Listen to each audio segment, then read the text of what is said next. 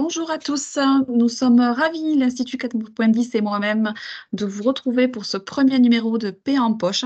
Alors nous sommes très contents, vous êtes nombreux aujourd'hui avec nous pour cet événement gratuit. L'ensemble des organismes est représenté, ça c'est une très bonne nouvelle.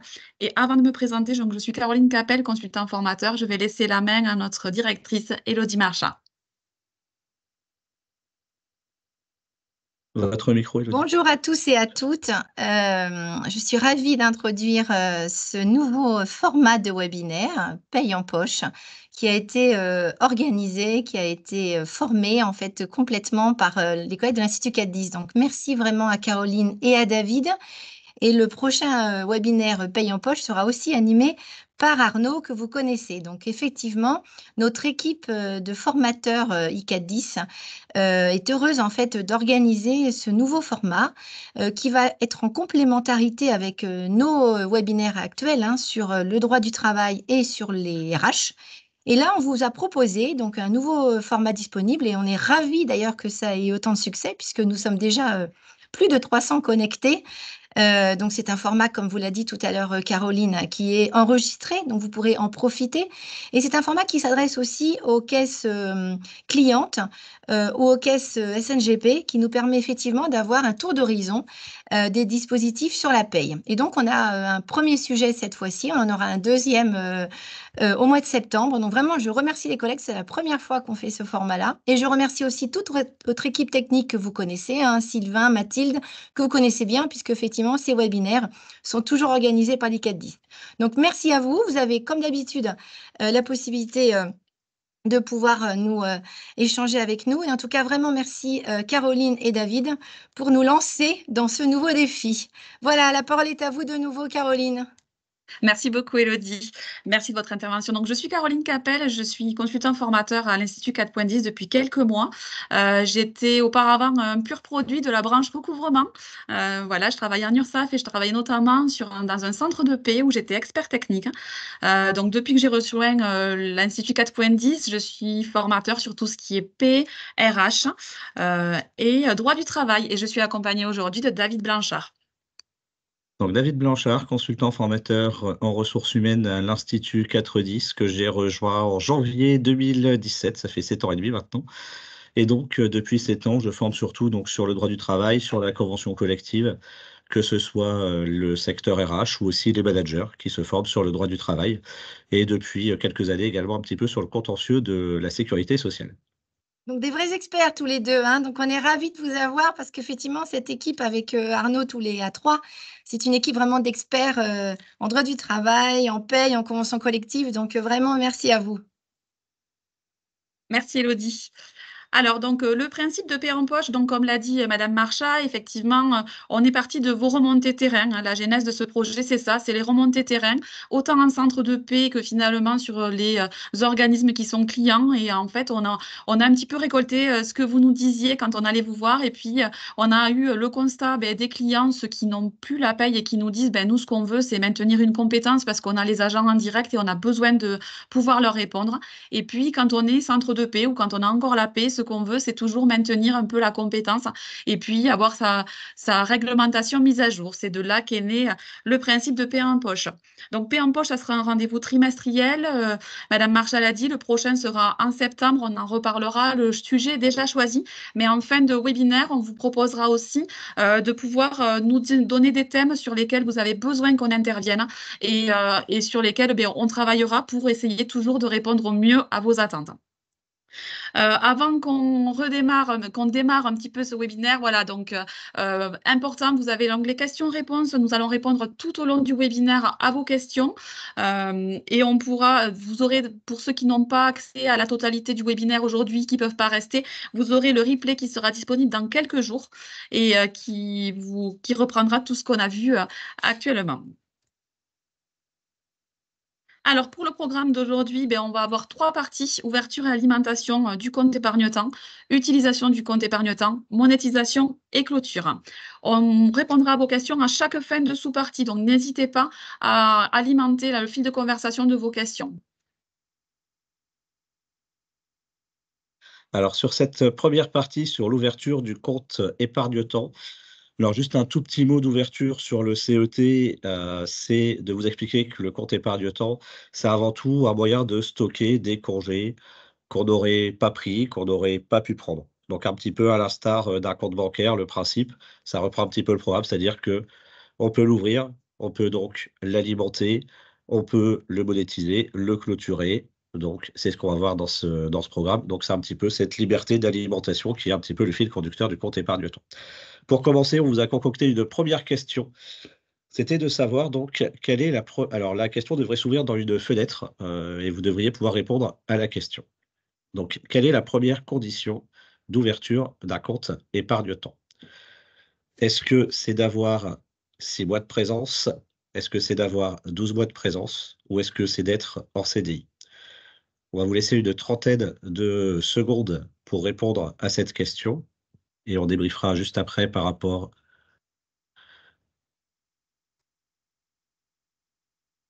Alors, du coup, prenez le temps de répondre. On vous laisse quelques secondes pour répondre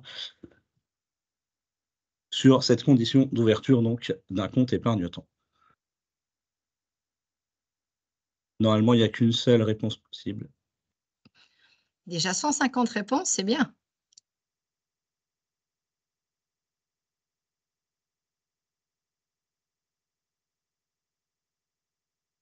Alors, du coup, les résultats pour avoir 6 mois de présence, c'est pour 20 d'entre vous, 52 d'entre vous sur avoir 12 mois de présence et être en CDI pour 26. La bonne réponse était donc la réponse 2. C'est d'avoir 12 mois de présence. Alors, c'est pas 6 mois de présence, c'est bien 12. Alors, certaines, dispositions de la convention collective sont applicables après 6 mois de présence, comme le maintien de salaire pour les arrêts maladie, mais là, c'est bien à partir de 12 mois de présence. Et le fait d'être en CDI n'est pas une condition pour ouvrir un CET. Vous avez peut-être pu rencontrer ce cas-là avec, tous les organismes qui ont fait du tracing Covid, par exemple, ou les CDD de longue durée qui peuvent aussi se retrouver dans la situation où ils ont 12 mois de présence et où ils peuvent, pardon, ouvrir, un CET. Donc c'est pas du tout d'être, en CDI, c'est bien d'avoir 12 mois de présence qui est la condition, requise. Sur l'ouverture donc du compte, épargne-temps.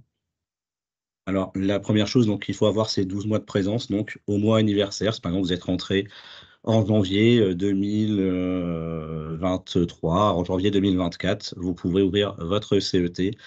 Et du coup, votre CET est ouvert au premier jour du mois civil qui va suivre la demande, donc dans mon cas d'espèce, au 1er février.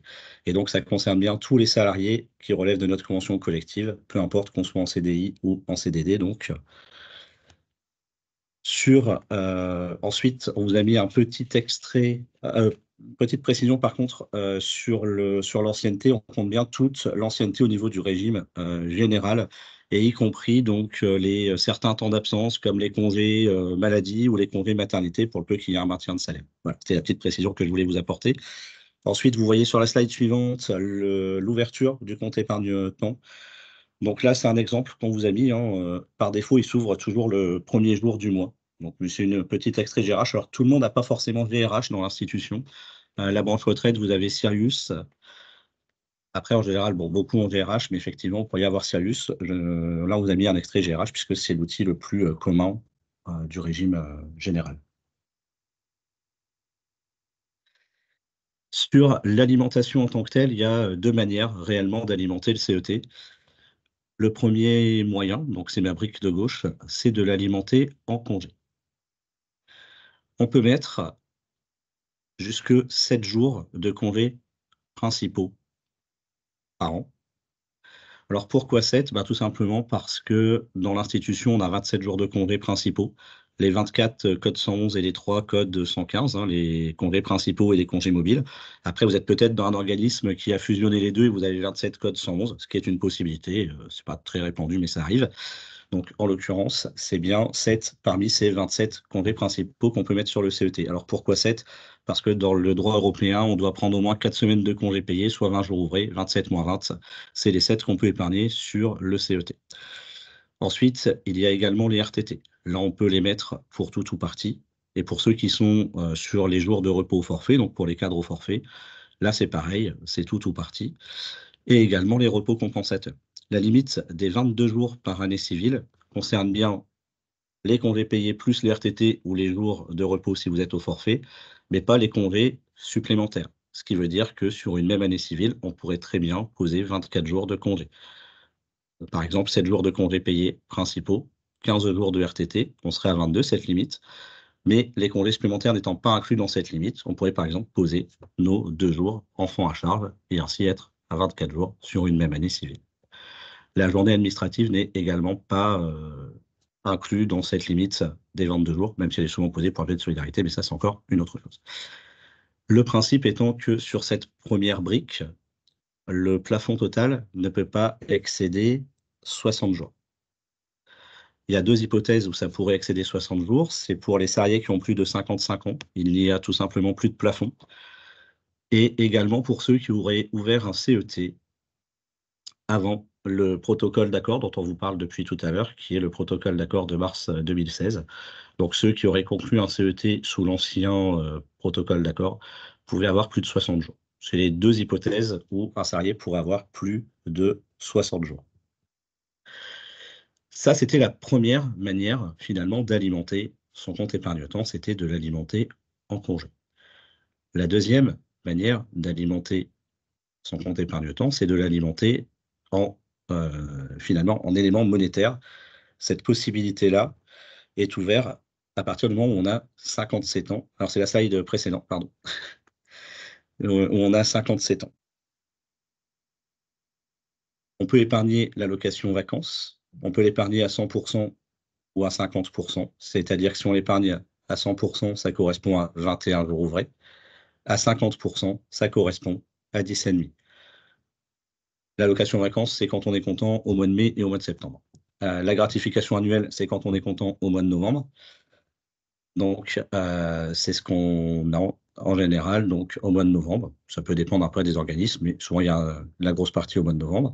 Et le petit rappel du mois de décembre, souvent 10 12e et 11 12e, ou 1 ou 2 12e pour la régule au mois de décembre. Et donc, la gratif annuelle, pareil que l'allocation vacances, ça correspond à un mois, soit 21 jours ouvrés, ou 10 jours et demi si on l'épargne à 50%.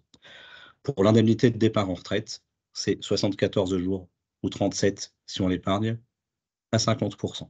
Étant précisé qu'on ne peut épargner que 100% ou 50%. Les autres pourcentages ne sont pas admis dans le protocole d'accord que l'on a pour le CET. Cette limite-là est fixée à 126 jours maximum, ce qui correspond environ à 6 mois. Et on ne peut épargner que les droits que l'on a déjà acquis. On ne peut pas épargner des droits futurs, ce sera un petit peu trop simple.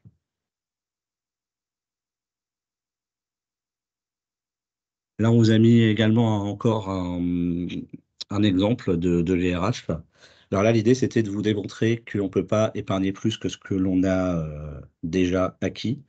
Et GRH fait un contrôle de cohérence. Après, ça ne veut pas dire qu'il ne faut pas faire attention quand on le remplit, mais normalement, GRH fait ce contrôle de cohérence. Ensuite, on voulait vous poser une question. Donc, la question est la suivante. Lorsqu'un salarié atteint les 60 jours, alors qu'il a moins de 55 ans, est-ce que vous lui imposez de poser la totalité des jours épargnés sous 10 ans? Oui ou non? Alors, là, le but, c'est juste de voir si vous appliquez ou pas cette règle. En aucun cas, c'est un jugement, c'est juste qu'on était intéressé pour voir si on appliquait ou pas cette règle. Parce qu'on s'est rendu compte qu'en faisant des formations, tout le monde ne l'appliquait pas.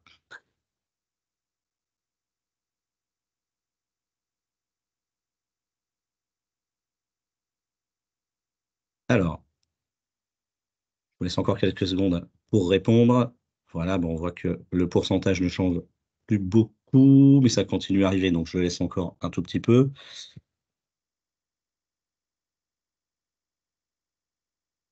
Sur à peu près 150 réponses, on est sur à peu près 80% de non et 20% de oui. Bon, alors c'est ce qu'on voit aussi en formation, hein, qu'effectivement, on est très peu à appliquer cette règle, puisque normalement, quand on atteint les 60 jours, le salarié dispose de 10 ans pour poser ses jours épargnés. Mais tout le monde, effectivement, n'applique pas cette règle. On y reviendra un petit peu tout à l'heure, d'ailleurs, sur cette dernière. Oui, tout à fait. Et David, on avait une question d'ailleurs qui nous disait quel est le risque si le CET contient plus de 60 jours.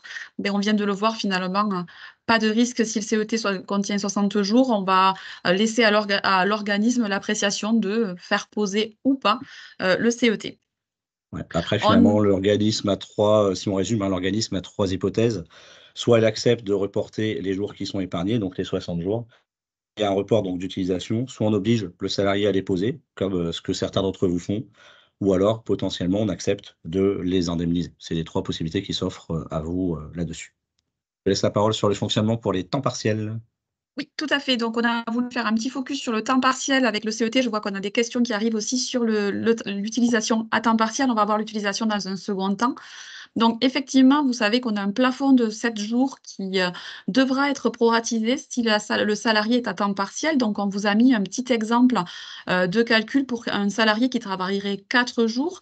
On va prendre donc ces 27 jours qui sont la totalité des jours principaux, hein, entre les mobiles et les principaux. On sait qu'on a 27 jours quand on est à temps plein sur les congés principaux. Et ces 27 jours vont nous donner on va calculer fois le nombre de demi-journées travaillées sur le nombre de demi-journées si on était à temps plein. Et puis, on va arrondir ce plafond. Et là, par exemple, dans l'exemple qu'on vous donne pour un salarié qui travaillerait 4 jours par semaine, on serait à un plafond de 6 et non plus de 7. Il n'aurait donc droit à poser que 6 jours de congés payés sur son congés payés principaux, annuellement sur son CET.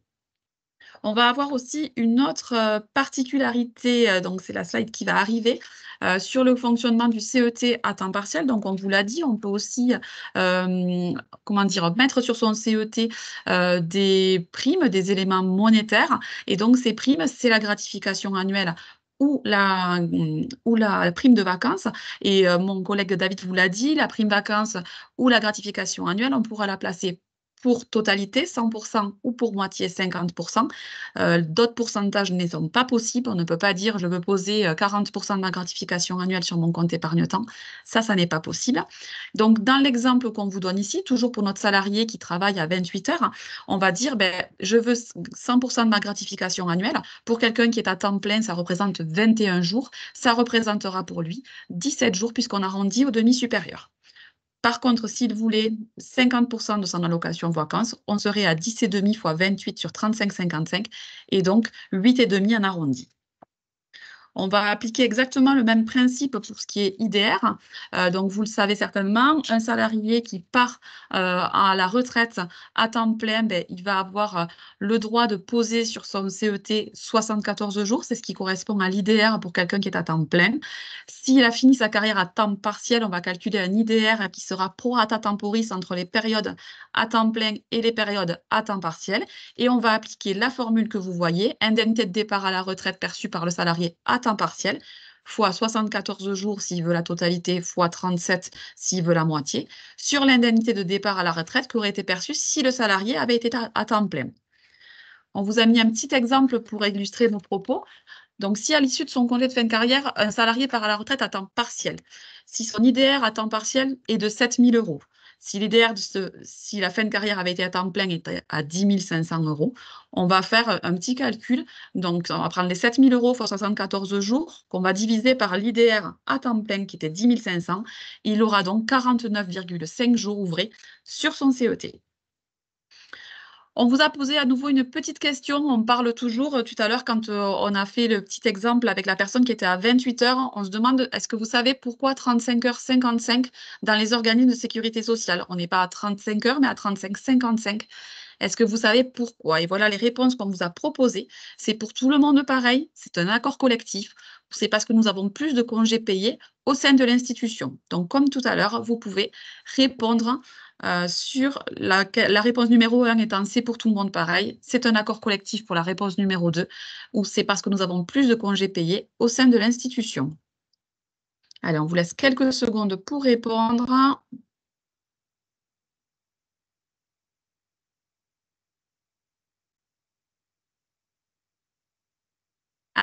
Ouais, tout à fait. Donc, du coup, on va avoir les réponses là. Donc, je ne sais pas si vous voyez, vous, les résultats.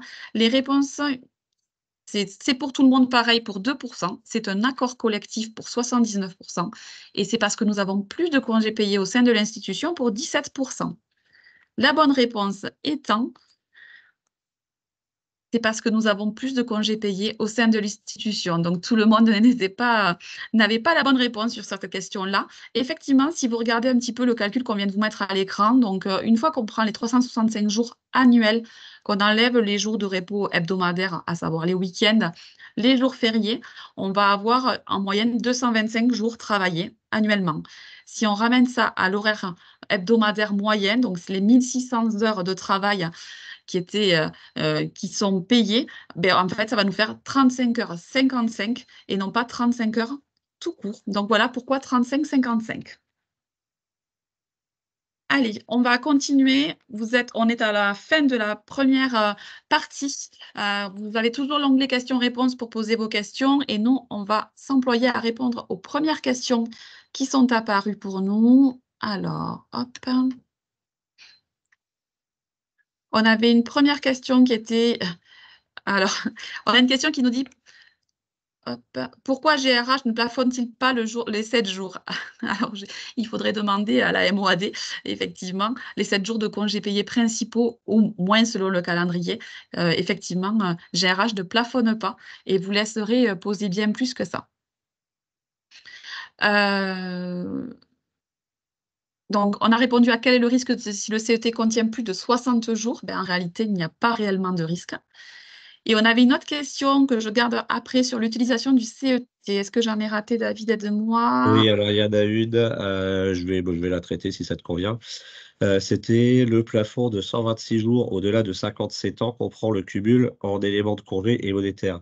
Alors les 126 jours, c'est uniquement pour les éléments monétaires, c'est-à-dire que les congés, c'est un bloc à part. Je dis tout à l'heure qu'il y avait bien deux manières d'alimenter. Le plafond des 126 jours, c'est uniquement pour le bloc monétaire. On pourrait très bien avoir quelqu'un qui a 126 jours de congé, qui a plus de 57 ans, qui a épargné ses primes, donc qui a atteint le plafond des 126 jours et qui aurait, dans le même temps, en congé, épargné au total 90 jours. Les deux pourraient se cumuler. Et ainsi, dans mon exemple, avoir 216 jours. C'est comme ça que vous en avez qui peuvent partir en retraite un an plus tôt, par exemple. Ok, on continuera à répondre à vos questions au fil de l'eau. Et on va passer à la partie utilisation. Pardon, je t'ai coupé la parole. Sur l'utilisation du compte épargne-temps, en fait, cette partie-là va essayer de répondre à la question: qu'est-ce qu'on peut faire de ce qu'on a épargné? Est-ce qu'on veut les utiliser ou est-ce qu'on veut se les faire monétiser, ce qu'on verra juste après? Donc sur l'utilisation, c'est finalement comment est-ce que je veux les utiliser? Il y a donc cette possibilité de poser ce CET. Il n'y a aucune obligation de le poser la totalité des jours qu'on a épargnés. Les cas d'utilisation prévus par le protocole de mars 2016, donc sur la slide suivante, prévoit en total 4 cas d'utilisation. L'indemnisation d'un congé fin de carrière, l'indemnisation d'un congé sans solde d'origine légale ou conventionnelle, l'indemnisation d'un congé sans solde pour convenance personnelle, ou bien encore la diminution d'activité dans le cadre de l'utilisation fractionnée. Alors, le premier qu'on a mentionné dans les diapos, c'est le suivant, c'est l'indemnisation pour congé sans solde d'origine légale ou conventionnelle. Donc là, le principe, c'est qu'on veut poser un congé, donc, qui soit d'origine légale ou conventionnelle, qui peut être le congé création d'entreprise, le congé sabbatique ou le congé parental. Si la durée dépasse le nombre de jours qu'on a épargné, là, par contre, le reste, ce sera effectivement sans solde du tout. C'est-à-dire que le CET pourra indemniser une partie de ce congé, mais pas forcément la totalité. Ça dépendra des droits que vous avez épargnés. L'indemnisation, cette fois, pour le congé sans solde pour convenance personnelle. Alors, le principe est que le congé sans solde pour convenance personnelle, alors ça ne peut être demandé que dans le cadre du CET. On peut utiliser moins que ce qu'on a déjà sur le CET, ça c'est tout à fait possible. Donc là, ça peut être un congé sans solde qui est d'origine conventionnelle ou bien le congé sabbatique, que ce soit pour convenance personnelle, mais qui n'a pas cette fois vocation à indemniser un congé comme le congé sabbatique. Ça peut être pour ce que vous voulez, par exemple, faire un tour du monde. en 80 jours, parce que je suis Damien en l'occurrence, donc le tour du monde en 80 jours, c'est parfait. Sur cet aspect-là, donc le congé sans solde ou sabbatique, donc là, c'est-à-dire que le salarié va informer, s'il a rempli les conditions pour le congé sabbatique, son employeur de son souhait de prendre un congé sabbatique. Donc les conditions, très brièvement, c'est 6 ans d'exercice professionnel, c'est de ne pas en avoir baissé pendant 3 ans et de cumuler au moins 3 ans chez le même employeur. Donc une fois qu'on a rempli ces conditions-là, on peut très bien, entre guillemets, imposer le congé sabbatique à son employeur si on en a rempli les conditions. Le congé sans solde, c'est un petit peu différent, on ne peut pas forcément l'imposer, c'est dans des conditions de congé qui sont, entre guillemets, classiques. Par contre, ce qui est prévu, c'est bien que, et c'est là où c'est important, c'est qu'à l'issue de ce congé, on réintègre son emploi ou un emploi similaire, c'est comme un retour de congé maternité. Peu importe le type de congé dont on a bénéficié, qu'il soit sans solde ou sabbatique. Ensuite, l'indemnisation du congé de fin de carrière. Alors, là, c'est le principe, c'est qu'à partir de 55 ans, donc, on peut demander cette option. Il faut la demander au moins 6 mois à l'avance. Par contre, quand on fait une telle demande, il faut avoir conscience que cette demande, elle vaut demande de départ en retraite. Alors c'est aussi pour ça que le CET est probablement de plus en plus utilisé, qu'ils sont de plus en plus importants. C'est comme on retarde l'âge de départ en retraite, mais que c'est toujours à partir de 55 ans le congé fin de carrière, ça peut aussi expliquer l'importance des CET dans nos organismes.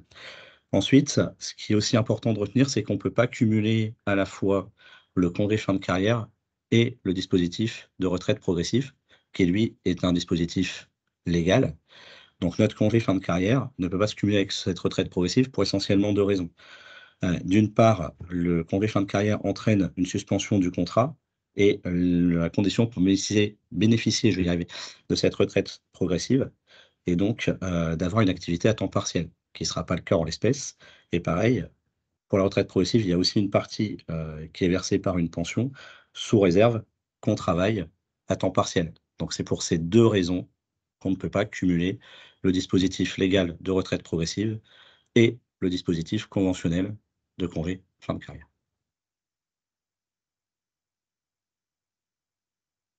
Alors sur cette slide, on voulait vous parler aussi de l'utilisation fractionnée du CET. Là, ce qu'on vous a mis, c'est essentiellement donc les délais par rapport à cette utilisation fractionnée qui peuvent différer en fonction des cas d'utilisation. Pour le salarié qui doit accompagner un proche gravement malade, là, le délai, c'est 1 mois à l'avance. Lorsque le salarié est à 3 ans de l'âge légal de la retraite, le délai, c'est de 2 mois à l'avance. Le salarié qui a un projet de formation hors temps de travail ou le salarié qui élève un enfant de moins de 3 ans, là, la condition, c'est de poser son congé, au moins 3 mois à l'avance. Et on va voir maintenant la situation du salarié pendant l'utilisation du CET. Et je laisse le soin à Caroline de vous expliquer tout ça. Alors, pendant l'utilisation du CET, le salarié va être indemnisé par son compte épargne-temps. On va l'indemniser avec une indemnité de CET. Cette indemnité va être calculée une seule fois à date de départ grâce à son salaire brut au jour du départ. Ça veut dire en fait que si jamais il y a un changement de la valeur du point qui intervient dans les mois pendant lesquels la personne est en train d'utiliser son CET, on ne revalorisera pas l'indemnité de CET. J'attire votre attention sur le fait que les logiciels de paie ne le font pas tout à fait correctement, ou en tout cas pas tout le temps correctement. Donc, c'est à vous d'aller le forcer. Qu'est-ce qui se passe pour l'allocation vacances et la gratification? Elles continuent d'être versées aux salariés. Et là, par contre, leur montant est revalorisé en fonction de la valeur du point. Donc, petite vigilance ici aussi. Pour l'acquisition des congés RTT ou pour l'intéressement, sachez que les congés RTT et l'intéressement sont pénalisés par l'utilisation du CET. À quel titre ils sont pénalisés? Parce qu'en fait, on est en congé sans solde, indemnisé par le compte épargne-temps. Et donc, on a un contrat suspendu, on est en congé sans solde indemnisé. Et donc, on ne continuera pas à acquérir des congés des RTT ou de l'intéressement. On va à nouveau reparler de nos petits cas à temps partiel, puisque c'est toujours là où on veut avoir des choses un peu différentes. Donc, c'est la petite slide d'après, merci. Donc, du coup, qu'est-ce qui va se passer pour la personne qui part à temps partiel? Donc, vous savez, quand on est à temps partiel, on va alimenter son CET avec les congés qu'on a acquis sur la base du nombre de demi-journées travaillées. Rappelez-vous que on n'a pas 27 jours de congé quand on est à temps partiel, mais bien 27 fois le nombre de demi-journées travaillées sur 10, et ces 27-là sont donc proratisés. Ce qui implique en contrepartie, pour les salariés qui sont à temps partiel, quand ils vont prendre leur indemnité de CET, on ne va pas les pénaliser, entre guillemets, une seconde fois. Donc, on va indemniser sur la base d'un temps plein. C'est aussi le cas, donc ça serait le cas pour l'indemnité de CET. Par contre, pour la gratification annuelle et l'allocation, là, on est bien sur un calcul sur le temps partiel de l'agent, donc sur son temps de travail réel. Il y a une petite exception à ce principe, parce que le droit est comme ça, il aime les exceptions au principe. Si on utilise de manière fractionnée son compte épargne-temps, l'indemnité de CET sera calculée sur le salaire réel du salarié à temps partiel. En cas d'augmentation donc salariale générale, ben, l'indemnité de CET, à ce moment-là, elle sera recalculée. Pas comme pour nos temps pleins qui, eux, ne bénéficient pas du changement de la valeur du point, par exemple. Alors, on a à nouveau fini une petite partie et on peut voir avec vous les questions. Je vois qu'il y a beaucoup de questions qui sont générées. David, je ne sais pas si tu as vu quelques Alors, questions. j'en ai vu quelques-unes. Alors, il y en a une qui concernait la partie précédente. Je voulais y répondre. Il y avait une question, c'était est-ce que le plafond qu'on a vu pour les éléments monétaires pouvait aller jusqu'à 252 jours? La réponse est oui, si on est dans le cadre d'une évolution des réseaux, c'est-à-dire que les 216 jours qu'on a vus peuvent être multipliés par 2. Donc, en l'occurrence, on pourrait monter jusqu'à 252 jours, mais c'est uniquement en cas d'évolution des réseaux. Donc, il faut bien que ce soit décidé au niveau national. OK. Alors, il y en a une question aussi qui nous disait, vous pouvez confirmer que le plafond total des 60 jours ne s'applique plus pour les agents à partir de 55 ans? Effectivement, c'est le cas. C'est le seul cas où le plafond des 60 jours ne s'applique pas. J'avais répondu à la petite question sur GRH. Malheureusement, on n'a pas le choix du paramétrage de GRH. Il y avait aussi une question sur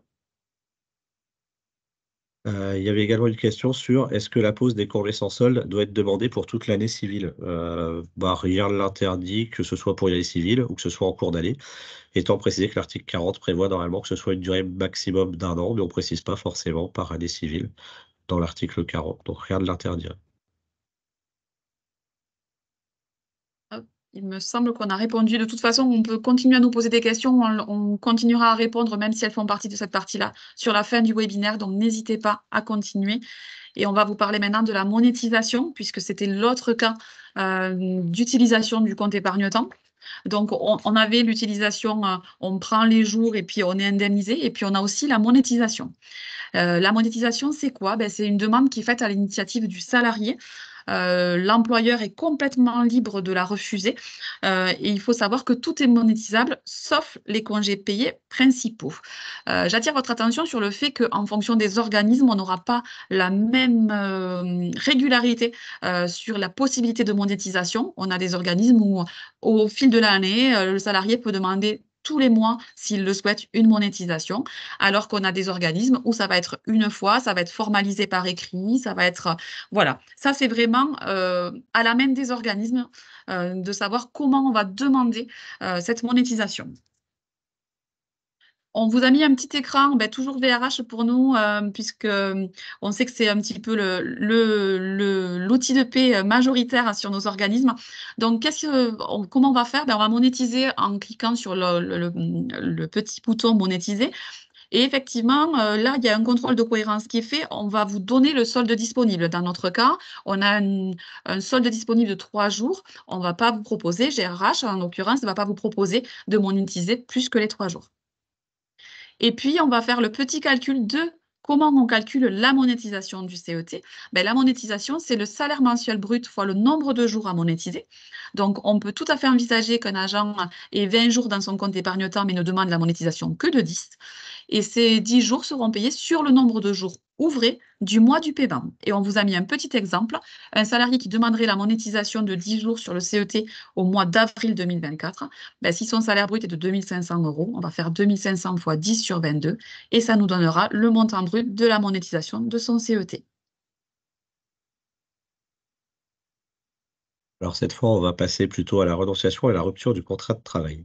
À partir du moment où le contrat de travail est rompu, par définition, le CET, on va le verser au collaborateur. Donc peu importe que la condition des 21 jours, ne soit pas remplie, hein, même s'il y a 21 jours, si votre contrat de travail se rompt, avec, l'institution, bah, en l'occurrence, on pourra, vous payer les jours que vous avez épargnés sur le CET. Bon, le principe étant plutôt de stocker pour après poser ces jours de congé, mais après, si ce n'est pas possible, bah, en l'occurrence, on pourra tout à fait les payer puisque c'est un cas de rupture et les congés payés ne peuvent jamais être perdus, comme ça est d'ailleurs, si fréquemment redit en ce moment par le droit européen. Donc ce sera un petit peu le même principe, ici. Donc même si le salarié n'a pas épargné, n'a pas, pardon, posé ses jours épargnés, donc on devra quand même verser l'indemnité donc compensatrice qui corresponde aux jours demandés. Sur les cas de renonciation, maintenant qu'on a vu la rupture du contrat de travail, les cas de renonciation prévus par le protocole de mars 2016 sont au nombre de 9. Vous avez le mariage ou le PACS, le divorce ou la rupture de PACS, la naissance d'un enfant, le déménagement, la mutation, l'ALD ou l'invalidité du salarié, l'invalidité d'un de ses proches, la diminution importante des ressources de son ménage ou le rachat de trimestres d'assurance retraite. Alors, pour 8 de ces cas, je vais dire que la situation est relativement simple, c'est-à-dire que vous avez un justificatif correspondant et après, du coup, vous allez payer les jours qui sont épargnés sur le CET. Par exemple, sur le mariage, bah, ça peut être l'extrait de mariage. Pareil pour la naissance d'un enfant, ça peut être l'extrait de naissance de l'enfant. Par contre, pour la diminution importante des ressources du ménage, là, ça va être à votre appréciation. C'est-à-dire que votre salarié va vous apporter des éléments démontrant plus ou moins la diminution des ressources du ménage. Et là, par contre, c'est vous, employeur, qui allez regarder si ou pas vous estimez qu'il y a une diminution importante des ressources du ménage. Autant pour les autres, en général, vous avez un document écrit qui vous permet de prouver ce cas de renonciation, autant sur celui-là, bah, c'est le seul des 9 qui va être, entre guillemets, à votre main. Le principe, donc, de la renonciation, comme vous pourrez le voir sur la slide qui va s'afficher juste, dans quelques secondes, c'est que la renonciation, elle s'impose à l'employeur. Ma collègue Caroline vous a dit tout à l'heure que la monétisation, c'est l'employeur qui allait fixer une campagne ou à défaut de campagne sur demande express, c'est ce que vous a dit Caroline à l'instant. Alors la renonciation, là, c'est un petit peu différent, c'est qu'elle s'impose donc à l'employeur. Il ne peut pas faire de campagne, hein, on ne peut pas faire des campagnes pour les mariages à un moment donné. Donc en l'occurrence, c'est bien quelque chose qui s'impose, réellement à l'employeur. Le deuxième principe est que la renonciation ne peut pas être partielle. La renonciation est normalement, telle que prévue dans les textes, forcément totale. La renonciation, pourquoi elle est totale? Bah, tout simplement parce qu'elle entraîne la clôture du CET. C'est-à-dire que quand on renonce à son CET, ça entraîne la clôture du CET. Alors la renonciation, soyons clairs, hein, ça veut pas dire, «Monsieur le directeur, je renonce à poser mes jours de congé, je vous en fais cadeau». Ça veut dire, «I want my money back», comme dirait Margaret Thatcher. C'est-à-dire que je veux récupérer l'argent qui a été épargné, d'accord? Et donc c'est ce que permet la renonciation. Quand je remplis une de ces 9 hypothèses, donc je clôture mon CET, je récupère l'argent correspondant, y compris donc les congés payés. Les congés payés ne sont pas monétisables, mais ils sont entre guillemets «renonçables». Vous aviez 10 jours de congés payés principaux, 10 jours de RTT, vous y renoncez, les 20 jours, entre guillemets, vous seront payés. Une fois que le CET est clôturé, ça ne vous empêche pas de rouvrir un CET à nouveau, puisque la condition des 1 an sera déjà valable, puisque vous aviez déjà ouvert un CET, donc il n'y a pas de raison que votre ancienneté soit repartie à 0. Donc il y aura pas de souci de ce côté-là. C'est-à-dire que vous renoncez à votre, CET, on est le 27 mai, vous y renoncez aujourd'hui parce que vous avez eu un enfant, par exemple, et ben, le mois suivant, si vous voulez réépargner des jours, vous pouvez rouvrir un CET pour les droits acquis, par exemple. L'indemnité en cas de renonciation, c'est exactement la même que pour la monétisation. Bon, si vous voulez déménager, visez plutôt le mois de février, il y a moins de jours ouvrés, ça vous rapportera un petit peu plus, puisque c'est la même formule de calcul. Salaire mensuel brut au jour de départ, fois le nombre de jours épargnés, divisé par le nombre de jours ouvrés du mois. Donc, moins il y a de jours ouvrés dans le mois, plus la renonciation, donc, est intéressante financièrement parlant. Sur les différences entre renonciation et monétisation. Donc là, c'est un petit peu le récap de ce qu'on vient de se dire avec Caroline, mais c'est important et c'est ira mieux en le rappelant. C'est bien que la renonciation, elle doit s'analyser comme une clôture du CET. Le principe est que on renonce à tout son CET, donc y compris, encore une fois, les congés payés. Et ce n'est pas sur autorisation de l'employeur, à la différence de la monétisation. La monétisation requiert l'accord de l'employeur, en aucun cas la renonciation. Et la monétisation ne concerne, enfin ne peut concerner en tout cas qu'une partie des droits épargnés, puisque ça ne peut pas concerner les congés payés, puisque pas prévu par le Code du travail de ce point de vue. Vous avez une quatrième et dernière question, qui est donc la suivante. En cas de mutation au sein du régime général, par exemple donc de la CPAM X à l'URSSAF Y, le salarié peut-il décider de renoncer à son CET? Formulé autrement, l'employeur, organisme cédant, a-t-il obligation de payer l'intégralité du CET? Donc on vous laisse quelques secondes pour y répondre.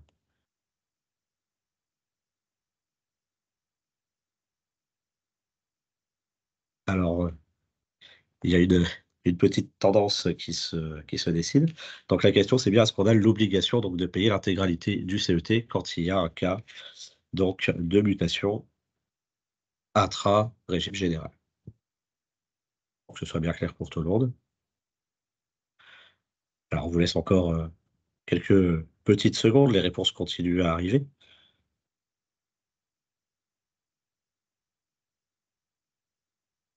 Bon allez, on va voilà, c'est en train de se rééquilibrer, donc on va dire qu'on est à 55-45, donc 55 estiment que oui, on a l'obligation de payer l'intégralité du CET, 45 estiment que non.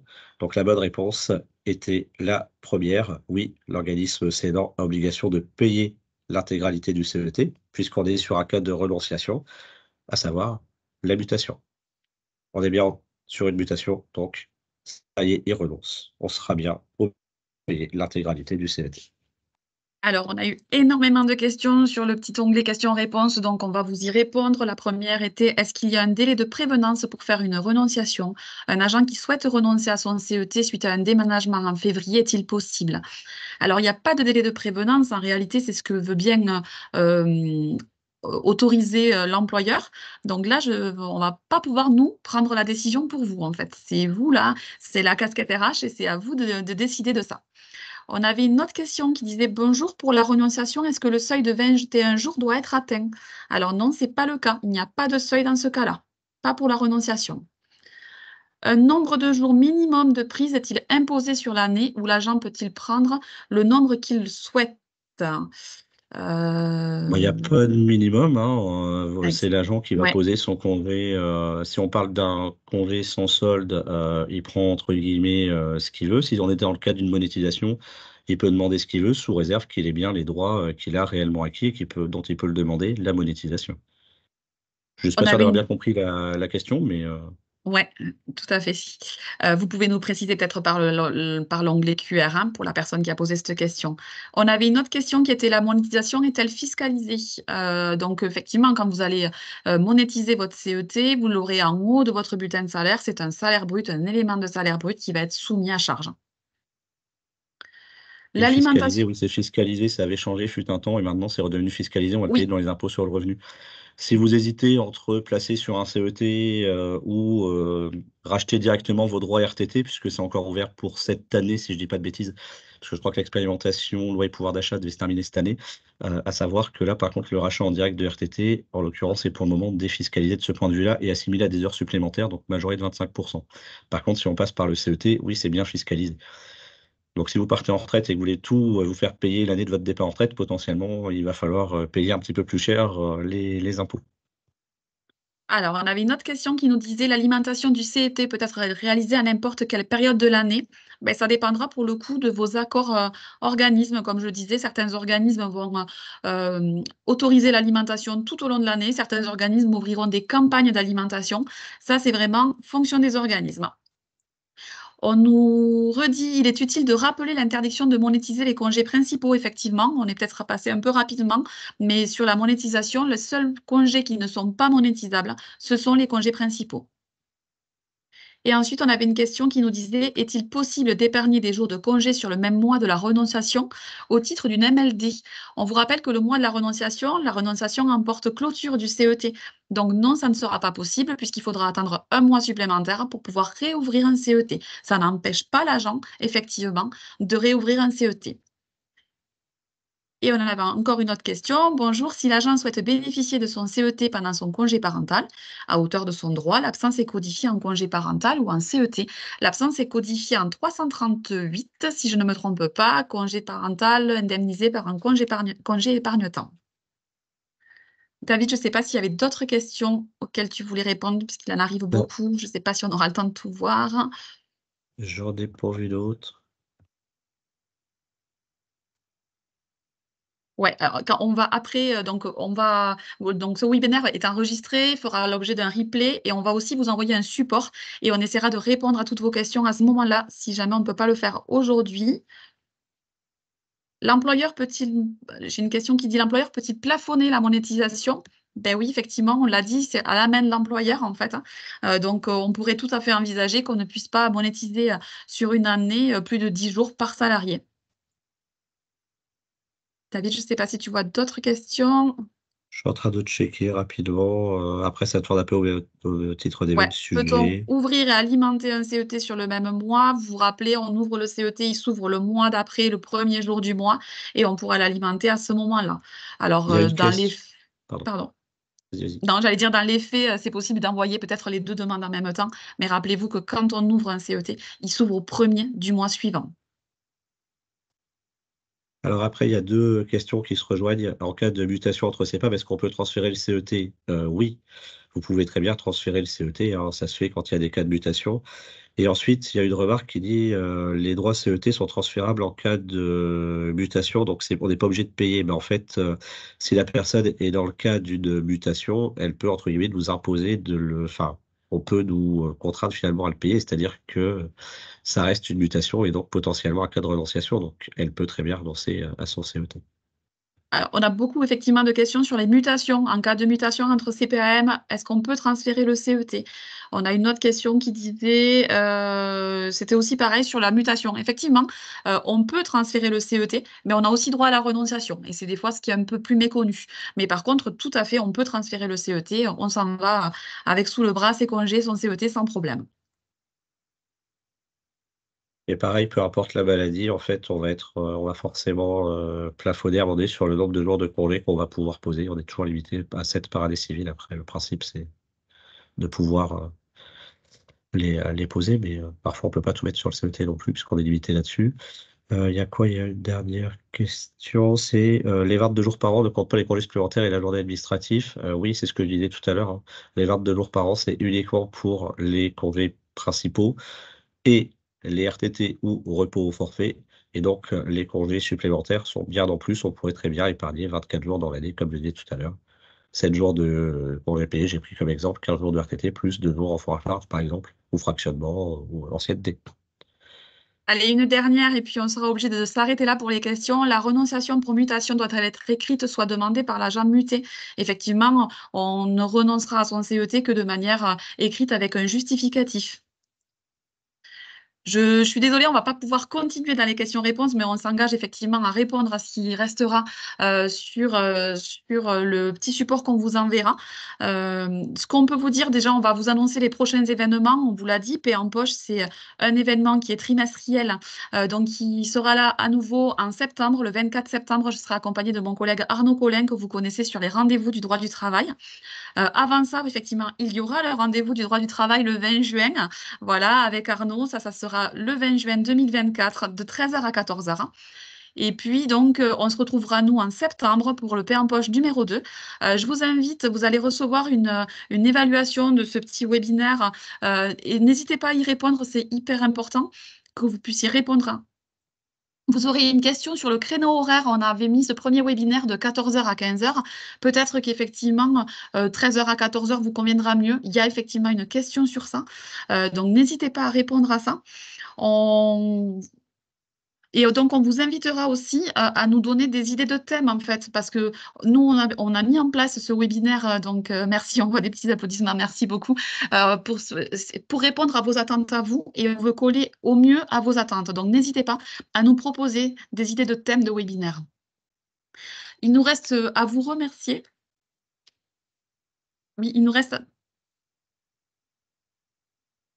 Voilà, on va vous remercier aussi parce que vous êtes très nombreux aujourd'hui. Donc, on voit qu'on a vraiment répondu à une attente. Vous étiez 345 aujourd'hui à être présents sur ce webinaire. Et vraiment, au nom de tout l'Institut 4.10, nous vous remercions. On voit que vous êtes là et ça nous fait vraiment plaisir.